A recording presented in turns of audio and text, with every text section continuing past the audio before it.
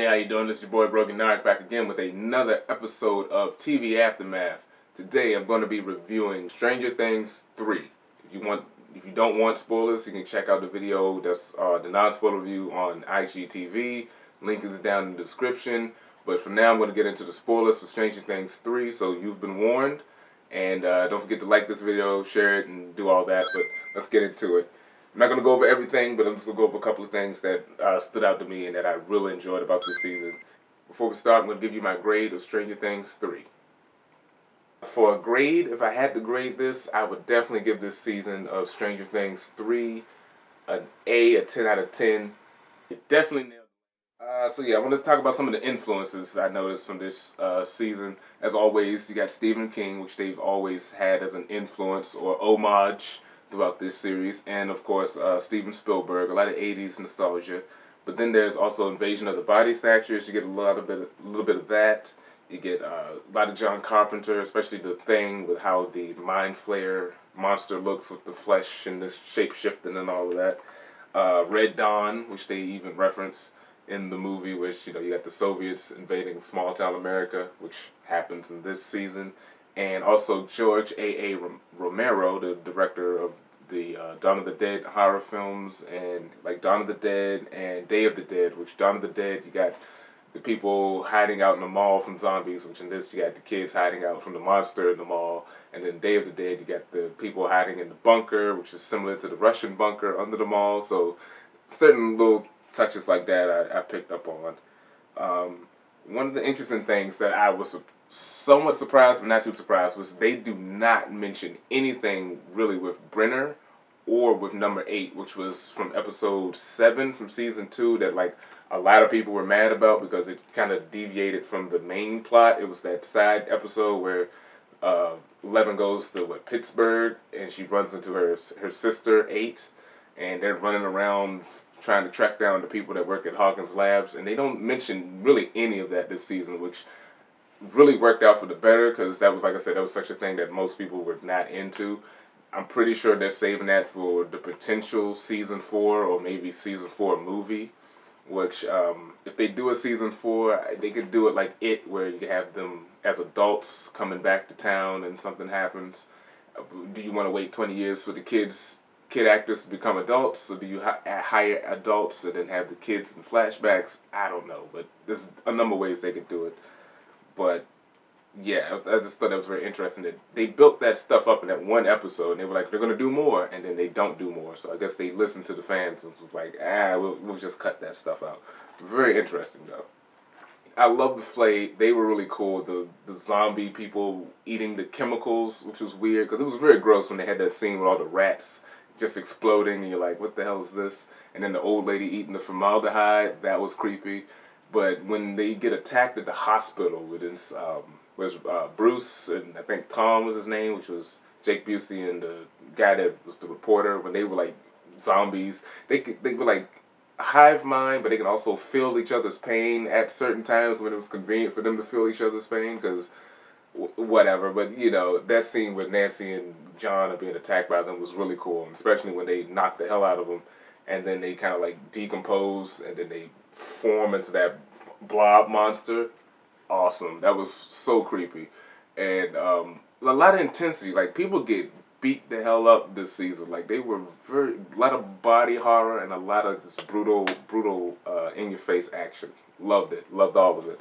I love the conflict between Max and Mike, where Mike breaks up with, well, he lies to Eleven because Hopper forced him to break up with her. And so Eleven is like, well, why did he break up with me? And she goes to hang with Max because she doesn't have anyone else to talk to. And they become close, and then they do their little shopping montage, which was adorable.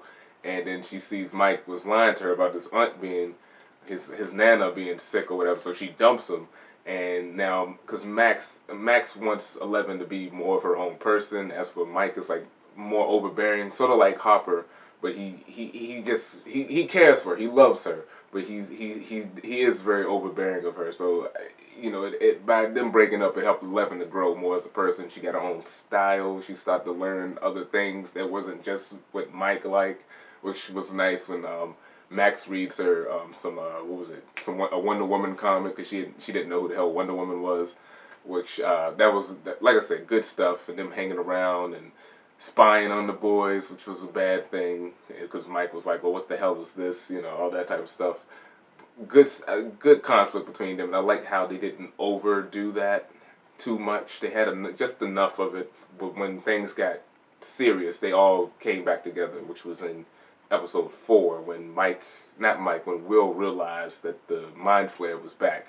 Like he fully realized he was back. 'Cause he had hints, but when he knew for sure, he got everyone together and they was like, "Look, this is not a drill. Shit is going down. Let's figure it out."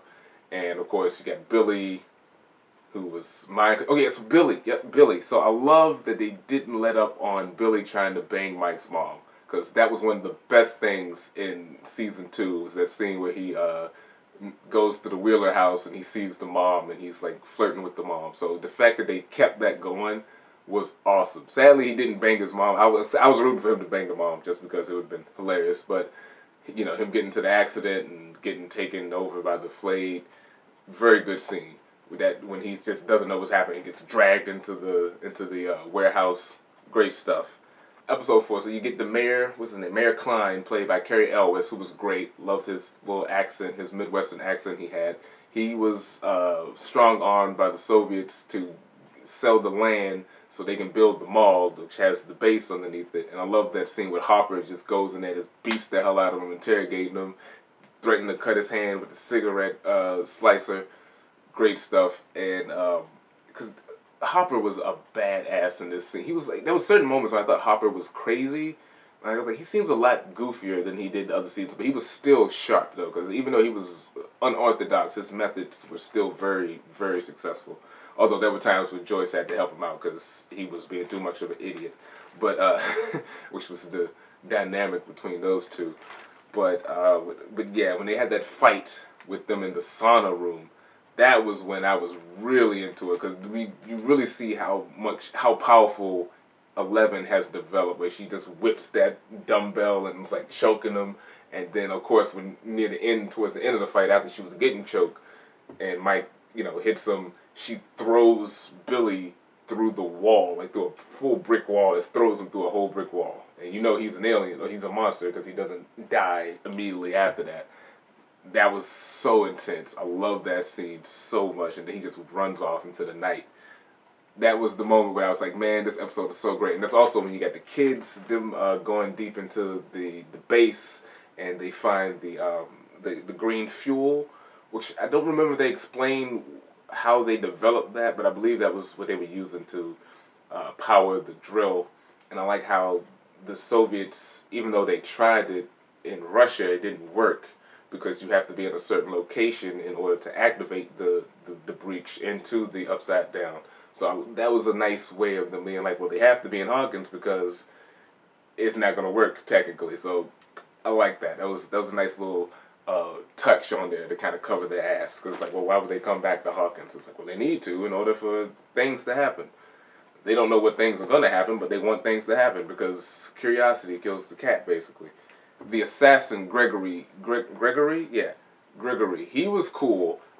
He was basically modeled after Schwarzenegger as the Terminator. He's not a robot, but he's just this stern, badass killing machine. And that moment where he rolls up and kills the professor Alexei, who was the Russian that was with Jim and Joyce and what was his name? Murray, Murray, the reporter that was translating what he was saying. That scene, that was such a sad scene because he's defecting. He wants to come to America. He's helping them out. He's at the little 4th of July celebration. He won the Woody Woodpecker stuffed animal because Woody Woodpecker is like his favorite cartoon character, I guess, and he loves the Looney Tunes. And he's like happy. And as he's walking towards Mary, the assassin walks up, sees him, just shoots him right in the stomach and calls him traitor. And keeps walking, and he just dies right there. I was like, damn, that is so sad. Because I was like, he's actually a nice guy. He was funny too. When Jim was trying to, all the stuff he was putting Jim through, like when he wanted the cherry slushy instead of the cherry slurpee instead of the strawberry slurpee, and Jim just like snaps on him like, look, I don't have time for your bullshit. Like I had to drive all the way down just to get this one slurpee, and you're gonna drink it. Funny stuff. But yeah, that was a very sad moment when he died. I was like, oh wow, I actually do care about this guy. That's oh man, he got fucked up.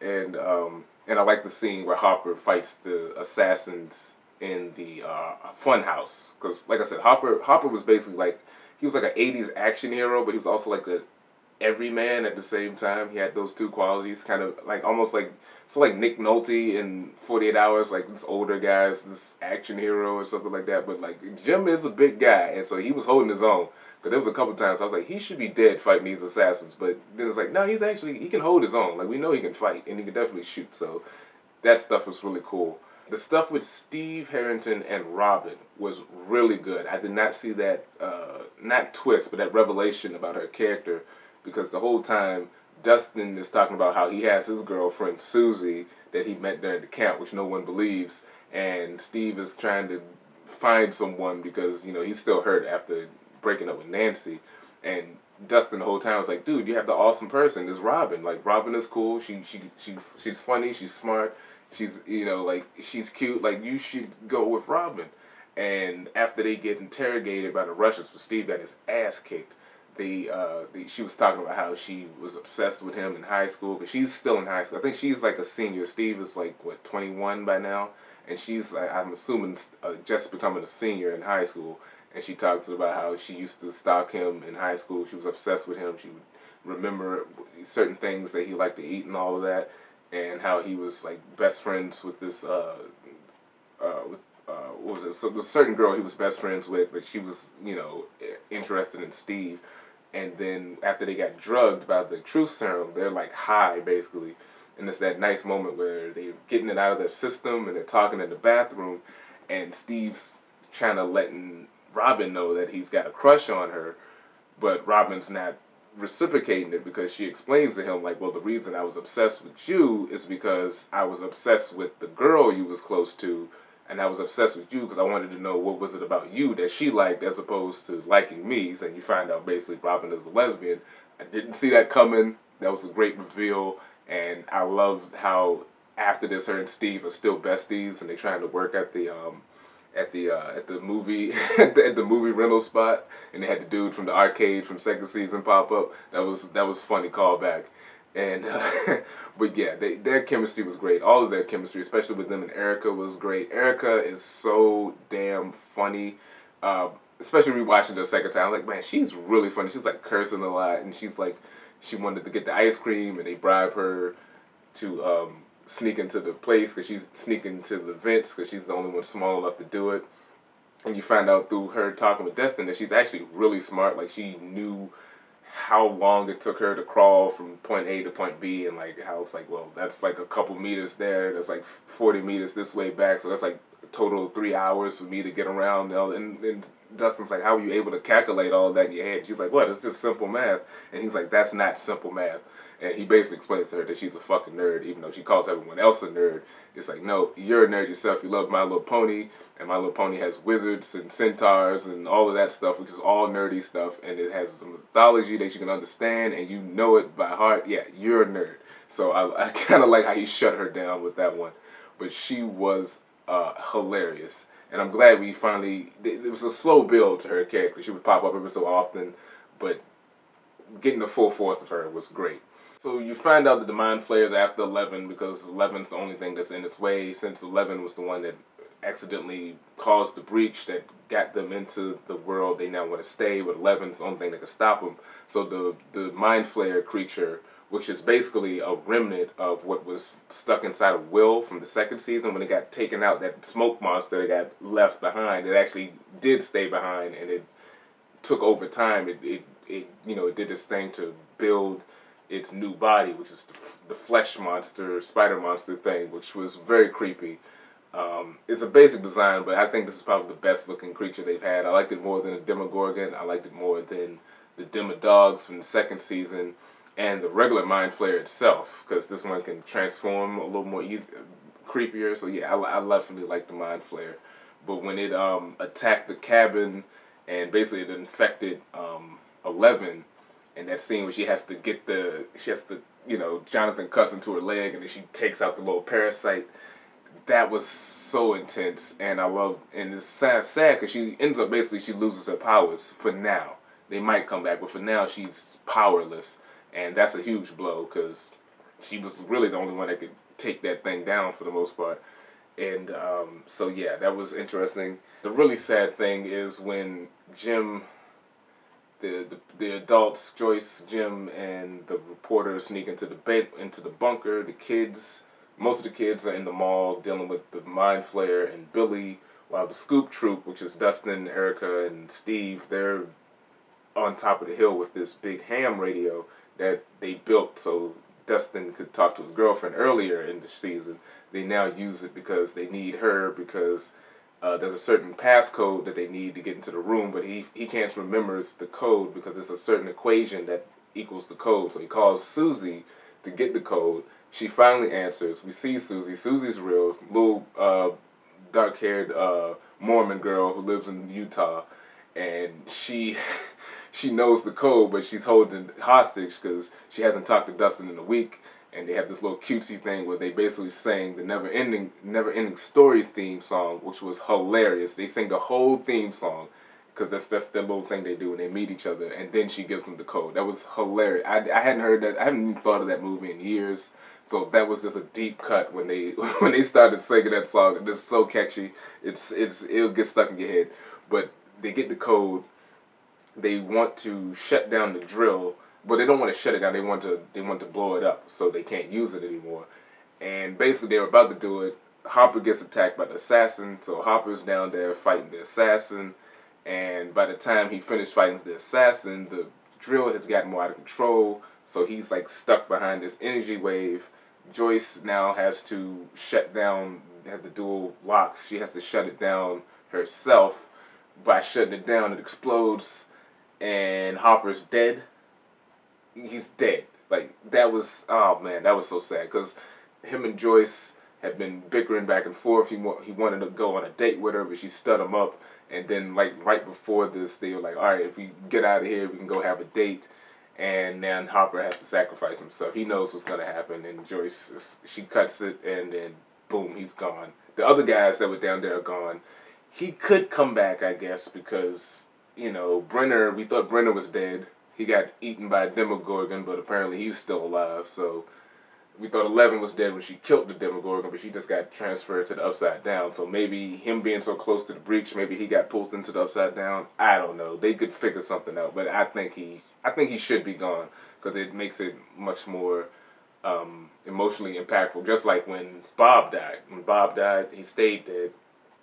And that was a sad moment as well because Bob was a nice character. But this is even more impactful because he was a guy from the beginning who's a main character, and now he's gone. It's really hard, really sad. And then of course it gets sadder after that because when Joyce is leaving, Nancy and John are broken up and they're leaving. I think they're going to California. So it's like Will, Joyce, and Will, Joyce, John, and 11 are moving and everyone's sad because the friends are breaking up. Oh, it was just a sad moment. That was so tearful. And yeah, they're all saying their goodbyes, and then they leave. Erica gets the Dungeons and Dragons stuff, so yeah, that was nice. That was a nice little thing. We get the Paul Reiser cameo, this professor, the science Hawkins lab guy from season 2. That was cool. And then there's that end credit scene where they go back. They show them in Russia and I guess it's the Gulag or a special facility. And apparently they have the prisoners there. One of the prisoners is an American, but they don't talk. They don't get him. They get this other, him or her. They get this prisoner who's Russian, and they throw him in a pit, and he gets attacked by a Demogorgon, and that's the end of the show. And it's like, well, wait, they have Demogorgons, and they have it like under control. That's interesting because they didn't have that in America. So, and then they mentioned there's an American locked up. I don't know who that American is. I'm guessing it's Brenner. Like if I had to guess, I'm going with Brenner. That'd be my first guess because maybe Brenner was the one that kind of relays to them that they have to go to Hawk. They have to access the Upside Down at a certain point at a certain location as opposed to just anywhere. Could be 8. Maybe it's 8. Although she has a British accent, so I don't know if they would necessarily call her an American, but That's a possibility. I can't really think of anyone else it could be. Um, yeah, those are the only two I can think of that it could be. But yeah, very interesting. I'm pretty sure they're gonna probably do a movie or something. As long as they don't mess it up, because this was a solid ending to this great series, and I loved it all. And easy watch, 8 episodes. Check it out. You can binge from the first season too if you haven't started. This is a great show. The acting is great. Special effects are really good. The suspense, the horror, really awesome. And these characters growing over time. You can really get drawn into this. But yeah, those are my spoilery thoughts about this season of Stranger Things 3. Let me know what you thought about the show in the comments. Don't forget to like, share, and subscribe to the channel. Like this video, share it, check out other videos on this channel, and stay tuned for more videos. Peace.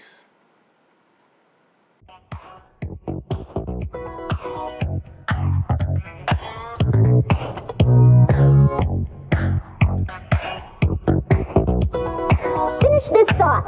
I am a slave to The booty.